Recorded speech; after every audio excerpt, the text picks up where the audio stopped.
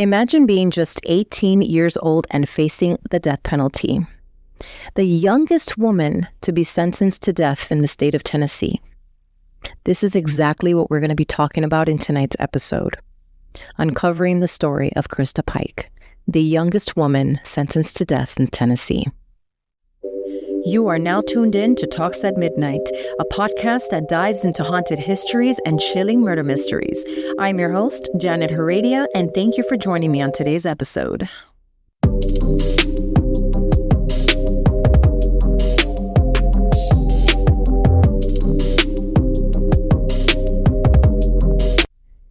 This is a story that touches on psychological trauma, manipulation, and one of the most shocking crimes to ever take place on the grounds of Job Corps.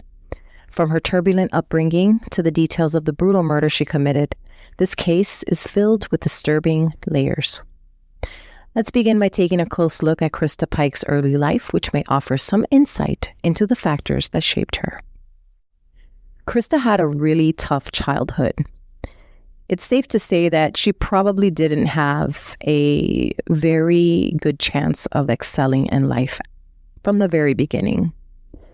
Going back to before she was even born and she was in the womb, her mother, who surprisingly being a registered nurse, was also a drug addict and an alcoholic. And when she was pregnant with Christa, she actually drank so much that she caused permanent brain damage and delay to Christa, causing her to be born with frontal lobe damage.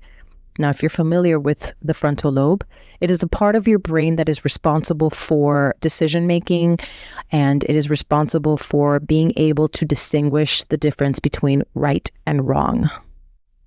From what the reports say and documentaries that have actually interviewed her mother and know the backstory that you really don't find much of online. It took me a really long time to be able to get this detail about her life because they kind of summarize it for you in a sense where they don't tell you the details leading up to the murders.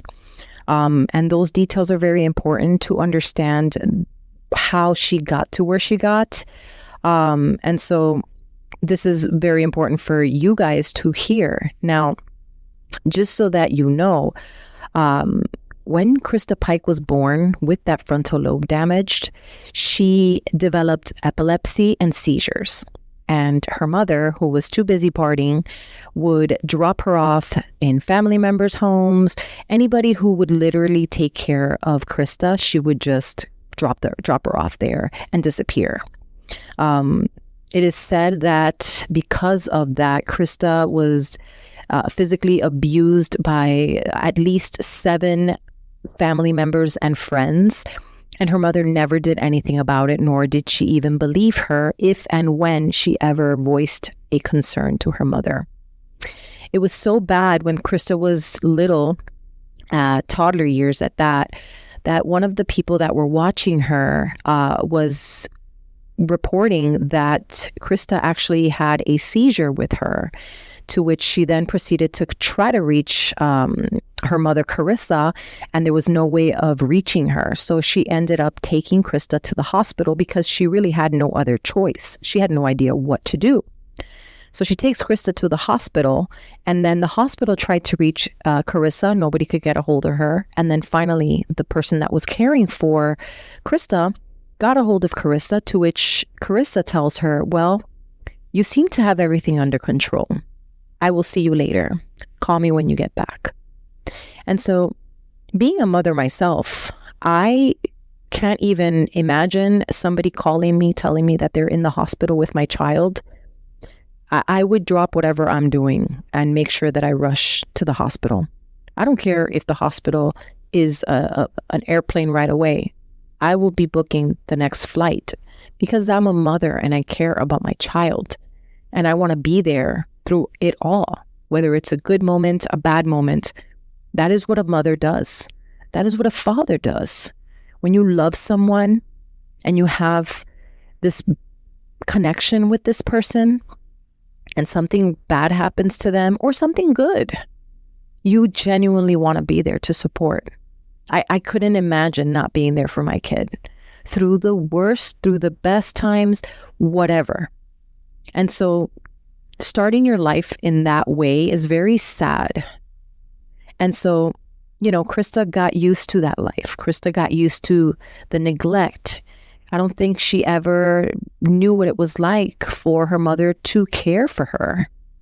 From what the stories tell, the aunt, I'm not sure from what side of the family, but the aunt said that oftentimes when Christa was a toddler, she would be on the floor in her home where she lived with her mother, Carissa, and they had a dog. And every time the dog would, defecate on the floor, her mother wouldn't clean it up. And so Christa, as a toddler, oftentimes would be rolling around on the floor, crawling around dog shit. There are images in some documentaries online where they actually post images of the inside of Carissa's home. And let me just say, it is disgusting. I have no idea how anyone could even live like that with or without children. It is disgusting. And so this is the type of life that Christa was, subjected to. And remember, this is when she was a baby. Who was to say that anything was going to happen later on down the line in her life? So it is very tragic, and it is a very sad story from the very beginning, and just think about it in the sense of like, if you're a parent, a mother specifically, and you find out that you're pregnant, you would assume that if you're a drinker, you will stop. If you smoke pot, you're going to stop. Anything that can possibly cause any type of harm to your fetus, you're not going to do. And so this is called mother love and mother instinct. I guess Carissa, she didn't have that.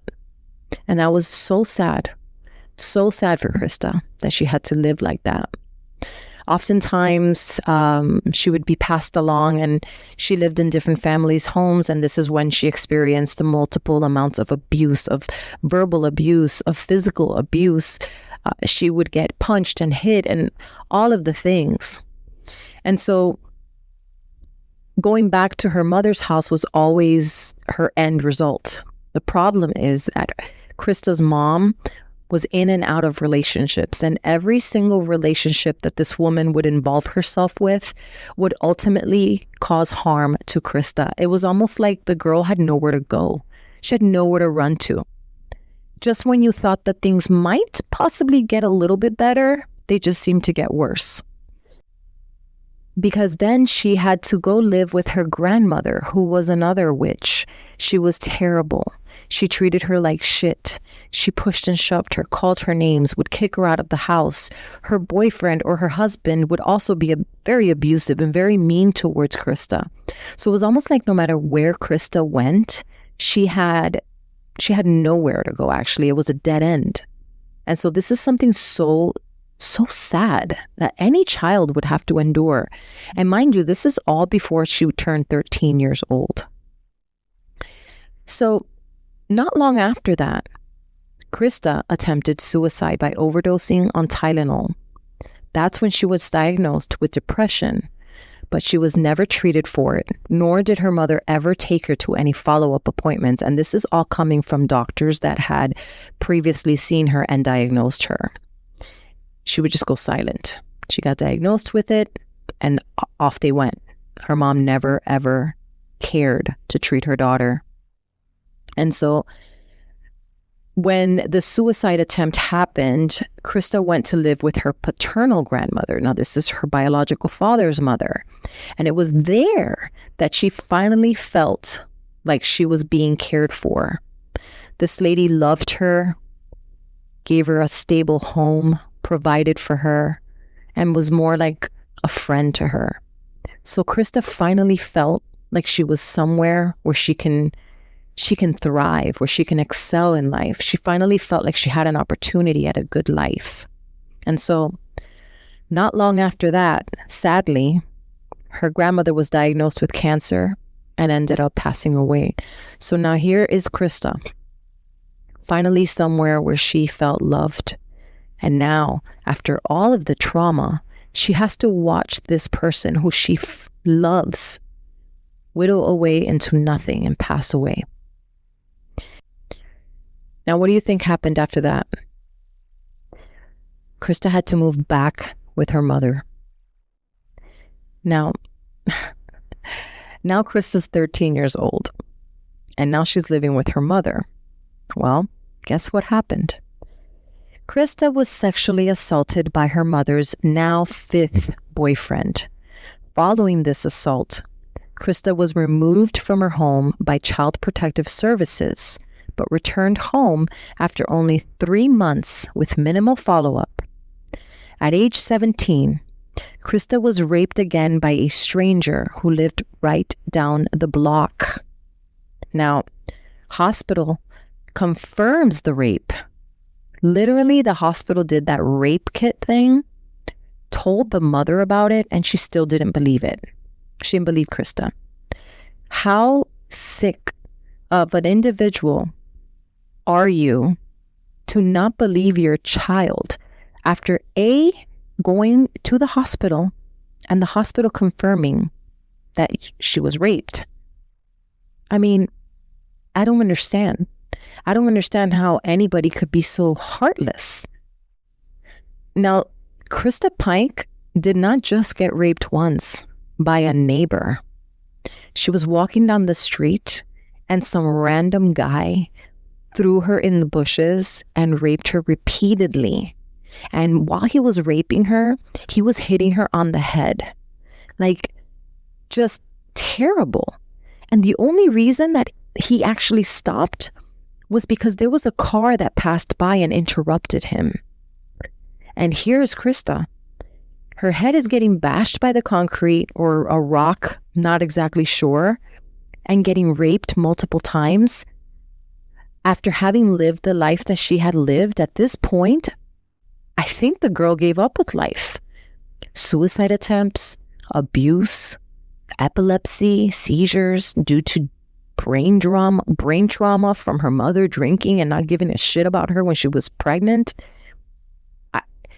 It's almost like every single turn, or it is like every single turn, it got worse and worse. By the time Christa was a teenager, she had already exhibited signs of emotional and behavioral problems. She would often clash with authority figures, struggled in school, and she became known for defiance. Desperate for attention and lacking any form of guidance, Christa began experimenting with drugs including marijuana and LSD, and of course, this affected her grades, and so by the time she was 18, Christa had dropped out of high school entirely. What can we expect?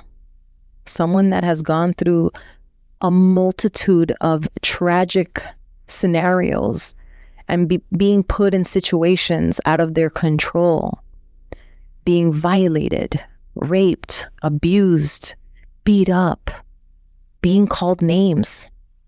It gets to the point where the person will start believing that they're not worthy. Nobody cares about her. Nobody tried to make life better for her. I'm pretty sure she felt like nothing. And so it was around this time that she began showing symptoms of severe mental health issues, and multiple reports indicate that Christa was diagnosed with borderline personality disorder and bipolar disorder, with reason. Now, these disorders, which cause mood swings, emotional instability, and difficulty with interpersonal relationships, were never properly treated in her case.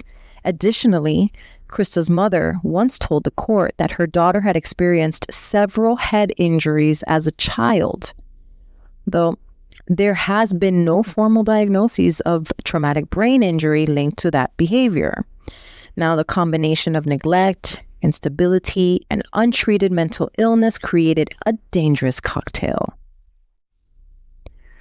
So in 1994, Christa decided to change her life. So she enrolled in a program funded by the government in Knoxville, Tennessee, called Job Corps. Now, I'm a millennial. I am 40 years old, And I can tell you right now, I remember this program. If I'm not mistaken, there was a Job Corps program here in Florida. I'm from South Florida. And at the time, if I'm not mistaken, there was a Job Corps down south, like in Homestead. And so they had these programs around different states and different areas. And these are government funded programs. So what happens in these programs is adolescents with difficulty learning in school, students that are troubled, perhaps have been had some run-ins with the law, they would go to this school.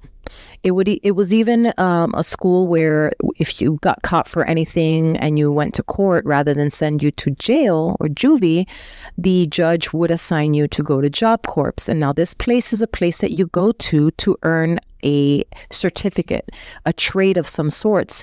It was like an opportunity school where you would go and essentially you live in campus or on campus, and by the time you leave, you will have learned a trade of sorts and thus then get a job and be able to rehabilitate. And so that is exactly what she did. Now, the program was supposed to offer her a fresh start, but instead it became the setting for one of Tennessee's most brutal murders. It was at Job Corps that Christa Pike met 17-year-old Tadero Shipp through her friend, which she made when she was there. Her name was Kim Iolio.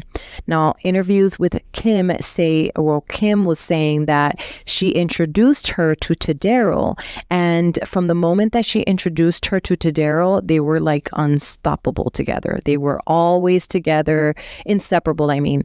And they were just, they hit it off immediately. Now, quick backstory on Tadero. Tadero was a very, very troubled kid. He was about a year younger than Christa, a year or two. I think he was like 17 years old. And this kid was into satanic rituals and stuff. And he had been involved in that since he was 11 years old. And so this kid was not any better. I mean, I don't think that he was such a good influence to have around Christa. But then again, I don't know if Kim Iolio knew this about Tadero, because from my understanding, these relationships were formed in Job Corps. So they didn't know each other past that. So I'm pretty sure that this side of Tadero was a side that wasn't very, very known.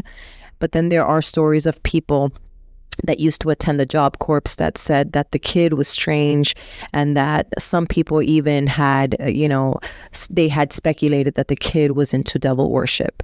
So that is something to note, because it does have something to do later on in the story. Now, the two quickly formed a bond based on their shared sense of alienation and rebellion, and Christa and Tadero became inseparable, entering into an intense romantic relationship. Their connection went far beyond the usual teenage romance, because Christa and Tadero became obsessed with the occult, particularly Satanism. Together, they dived into dark rituals and shared fantasies of power and control through supernatural means. Now, while their relationship spiraled deeper into darker territory, Christa's obsession with Tadero only intensified. She grew possessive and paranoid, particularly around other women in the Job Corps program. One woman in particular became her target, because from what Christa knows, or from what Christa later learned, before she met Tadero, before she got to Job Corps, Tadero had a crush on this girl named Colleen Slemmer, who was 19 years old at the time. Now, Colleen Slemmer had joined the Job Corps in Knoxville just like Christa to get her life back on track. There was no real history of animosity between Christa and Colleen, but Christa fixated on the idea that Colleen was flirting with Tadero based on the fact that she knew Tadero had a crush on her previously. However, they never dated, nor did Colleen ever mention to anybody that she had any interest in this kid. So there was actually no substantial evidence to support this, but in Christa's mind, Colleen became a rival. Christa began telling friends and fellow Job Corps students that Colleen needed to be taught a lesson.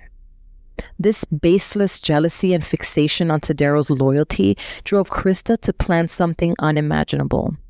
she convinced Tadero to help her and their friend Shadola Peterson, another Job Corps student who would have been present for what would soon become a terrifying night.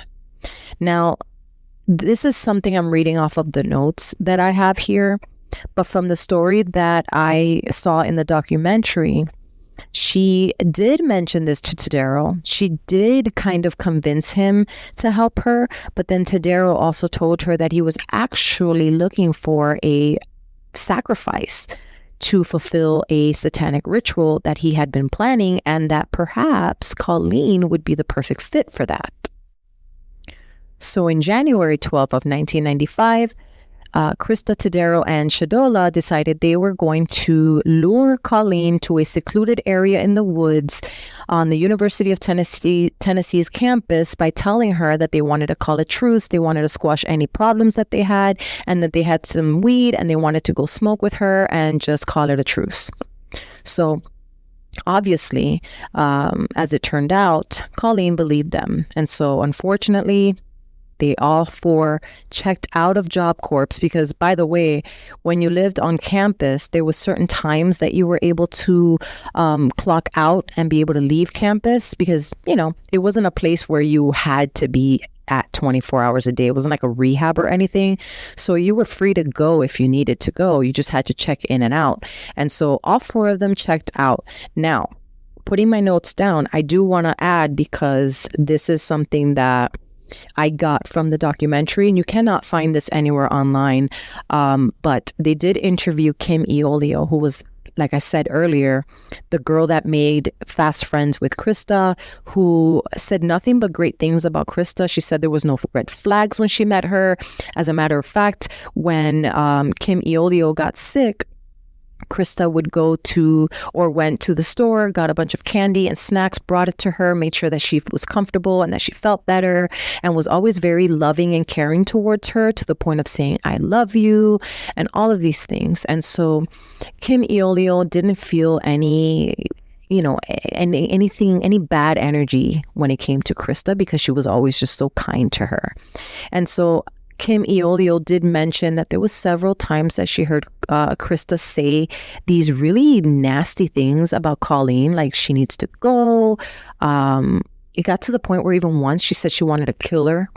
But Kim says that she didn't take it very seriously, because she's like, you know how teenagers are when they have problems with each other, they talk a lot of shit. And, I'm sure we all have had a situation, a mean girl situation, where we maybe not like somebody and we're talking in confidence with our best friend, talking about, F this bitch or whatever. I know I've had those moments, and, you don't think anything of it. You don't think that the person that's saying that is going to actually go and do something harmful towards the person that they don't like, especially something that was never really proven to her. You know what I mean?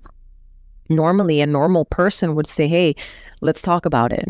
I think you're trying to screw my man, and what's up? Tell me what's going on. You know what I mean? That is something a normal person would do.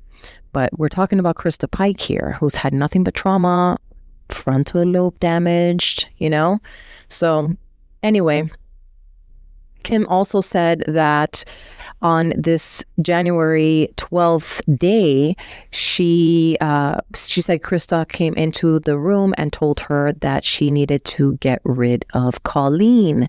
And Kim said that she brushed it off. She didn't take it seriously. And then Christa left her dorm. Colleen said that shortly after, she noticed Christa, Tadero, Shadola, and Colleen leaving the campus together. And that she was like, okay, that is weird, but that she didn't do anything or say anything about it because she didn't think that she was actually gonna do anything. But thinking back now, if I were Kim, maybe Kim felt like maybe she really was not gonna do anything to her, especially that there were other people there with her, or maybe she really did feel some something that day, and maybe she felt like if she said something, she was gonna feel Christa's wrath or something, or maybe get on her bad side, or I don't know what went on in Kim Iolio's mind that day, but that is certainly a red flag if I ever saw one. So back to these 4 individuals.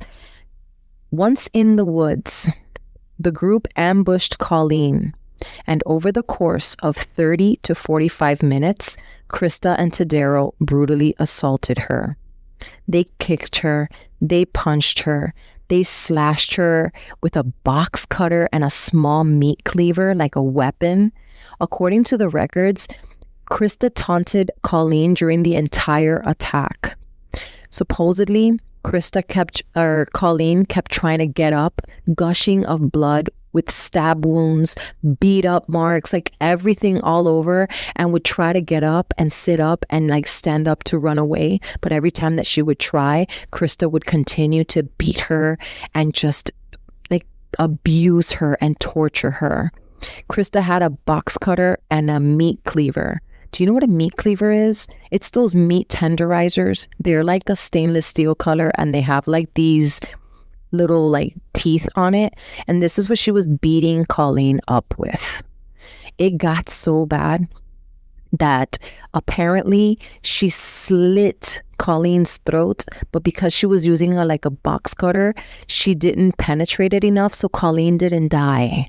The poor girl was alive for 30 to 45 minutes while all of this was taking place. And you know what? While all of this was happening, she was accusing her of seducing Tadero, and Colleen kept telling her, gargling blood, "Why are you doing this to me?" It was so sad that even Colleen at one point, she tells her, "Let me go, please. I will not even get my things, and I will run home and nobody will ever see me again." She begged and begged for her life, but Christa showed no mercy.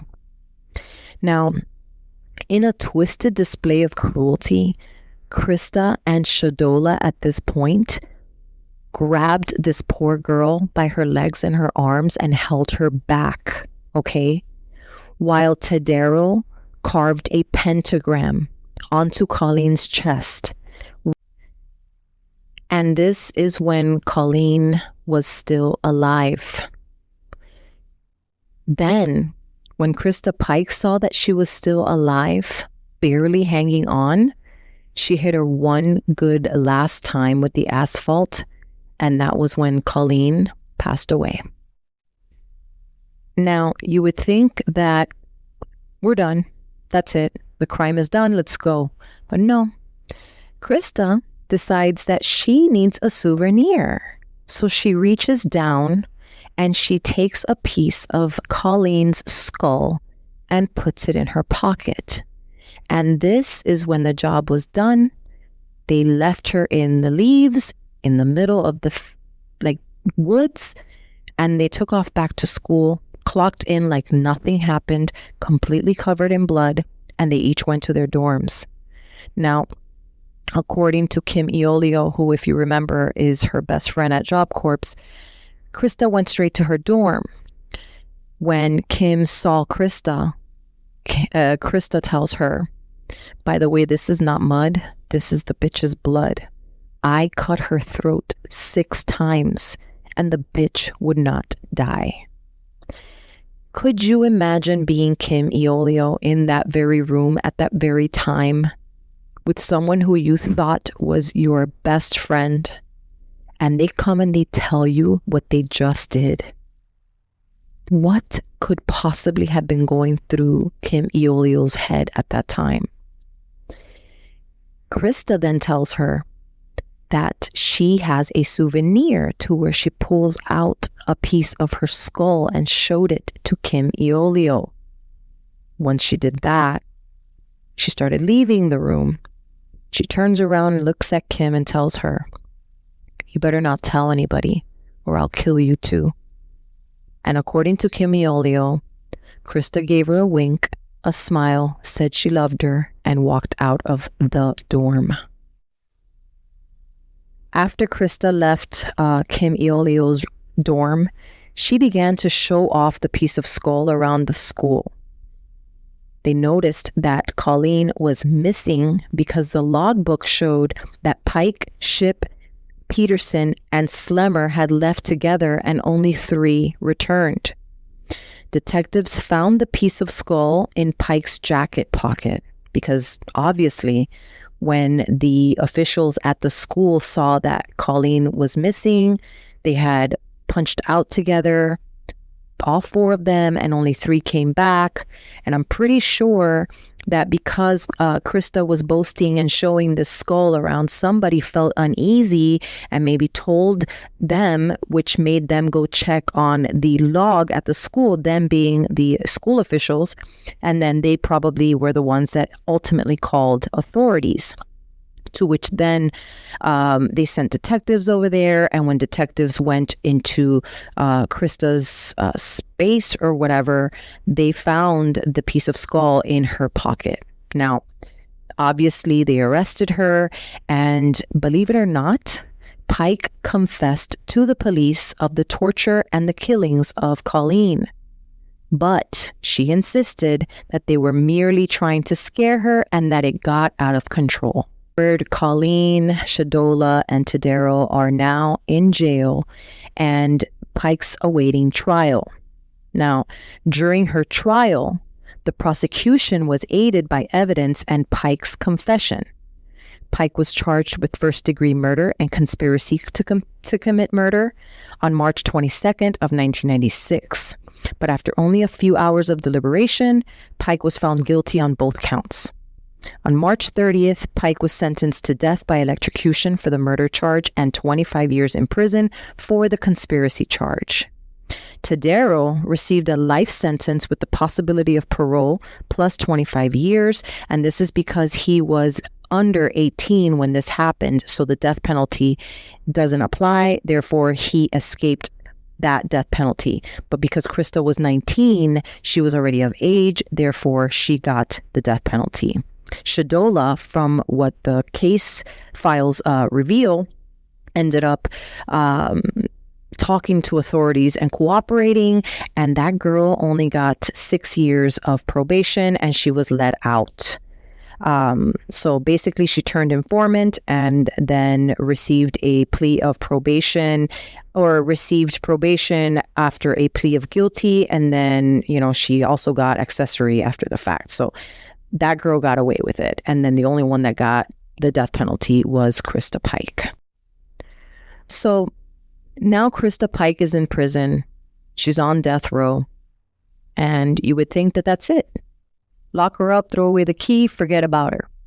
But no, because Christa, at this point, she has nothing to lose. At this point, who cares, right? She's never going to get out of prison, so it doesn't matter what she does. She's on death row. You cannot possibly get a worse sentence. So what's to lose, right?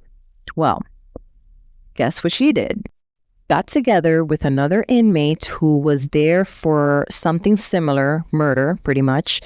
I think her name was Natasha Cornett. And they managed to plot up an escape plan with the help of a corrections officer and a guy who she had become a pen pal friend with. And the guy was so infatuated with her that he would fly 3,000 miles from New Jersey to go visit her in prison every so often. And this guy was the one that tried to get her to escape, or tried to help her escape. The guy ended up going to jail. I don't even know how he got caught or how they got caught. I believe it was because of the corrections officer that was also helping her. And I think the guy only got like disciplinary action and maybe lost his job. But I don't think the corrections officer went to jail. I know for a fact that the other guy did go to jail. I don't know for how long. To be honest with you, I didn't even care to look, but this happened. So, I mean, when you think about it, you're on death row. You've committed the worst possible crime. You've got the worst possible sentence. What do you have to lose at this point, right? So I think that's probably where her mindset was at. So I don't know. That's only for her to know, pretty much. What I can say is that the last update that I did get, it was 2022, and Christa is still alive. I'm not sure about this year. I could double check, but Christa Pike was alive in 2022. She did have a sentencing date, like an execution date, but because of COVID, it all got postponed, and so she kind of dodged that bullet right there. But throughout the years, she filed appeals and clemency petitions, and they were all denied over and over again. And however, she has managed to keep her story in the media over the years, I guess because she wants the community to come together. According to Christa, she doesn't want to come out of prison because she knows that that's never going to happen. She's trying to avoid the death penalty, being that she's gone through such a hard time in her life and that she does have mental health issues, and she has a frontal lobe damage, as we've mentioned multiple times throughout the story.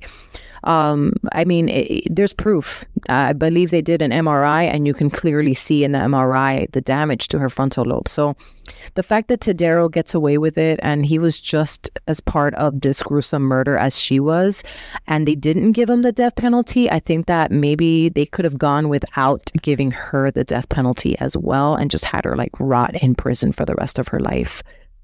But that's just my opinion. So fast forward to August 30th of 2023, Pike's lawyers used the Supreme Court ruling State versus Booker in an attempt to reopen her bid to have her 1996 conviction and sentence thrown out. Pike's lawyers argued her young age and damaged mental health at the time of the killing should spare her from facing execution. But in October of 2023, the Knox County Criminal Court Judge Scott Green denied her request, saying that the November 2022 Supreme Court ruling did not apply to her.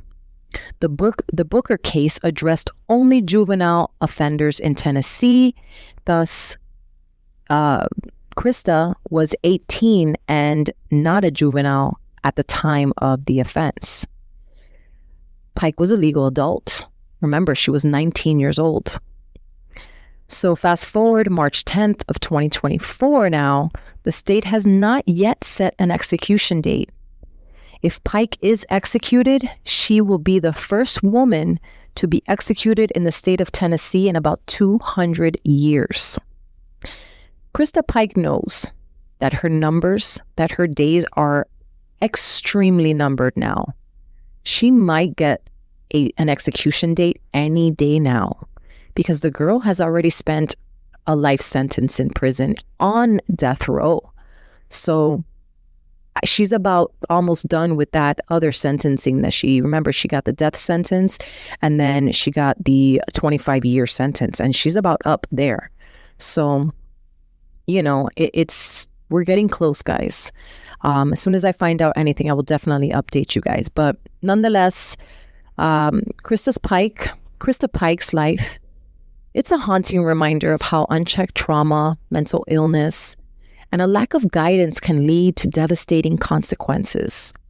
Her crime was one of the most brutal in Tennessee's history, and the sheer senselessness of it continues to disturb those who hear her story. Now, I have been reading this story for the past 2 weeks, and I can tell you right now that I can read this story over and over again, and I will be disturbed each and every time. At just 18, she became the youngest woman on death row, and this is a title that she still holds decades later. Whether Christa's story is one of pure evil or a tragic outcome of a life filled with neglect and instability is something people will continue to debate. But one thing is for certain. The night of January 12, 1995, left a permanent scar on the Knoxville community and on everyone involved. Thank you so much for joining me on this dark journey tonight. If you want to hear more true crime stories, paranormal stories, and unsolved mysteries, please make sure to follow and subscribe to the podcast and leave us a review. It helps us. Until next time, guys, remember, The past is never truly behind us. It echoes in the stories that we tell and the lessons that we learn. Until next time.